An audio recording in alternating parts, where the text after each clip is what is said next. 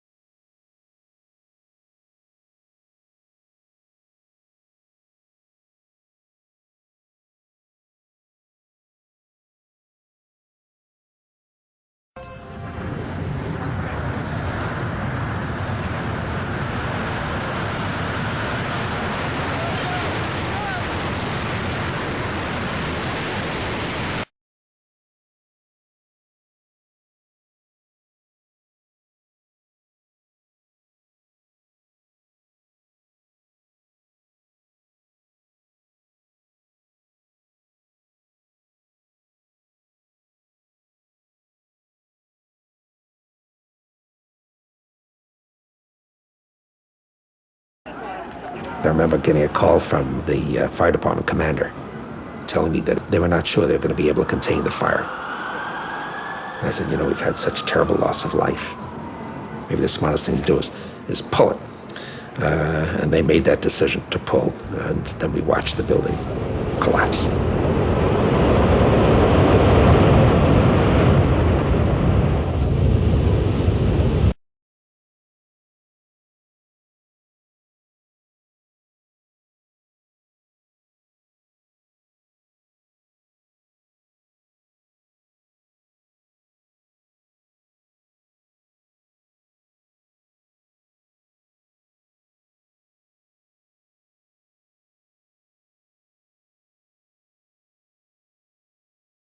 We had that order given, I think it was by the president, that authorized the shooting down of commercial aircraft that were suspected to be controlled by terrorists.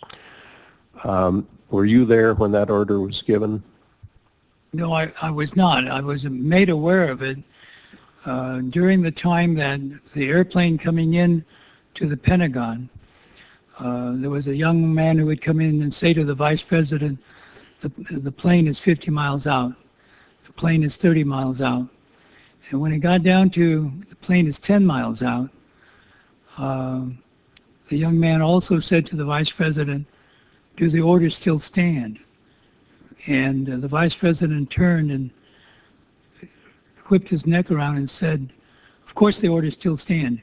Have you heard anything to the contrary? Well, at the time I didn't know what all that meant. And The flight you're referring to is the flight that came into the Pentagon. Pentagon. Yeah. And so I was not aware that that discussion had already taken place. And but in listening to the conversation between the young man and the vice president, then at the time I didn't really recognize the significance of that. And then later I heard of the fact that the airplanes had been scrambled from Langley to come up to D.C., but those planes were still about 10 minutes away.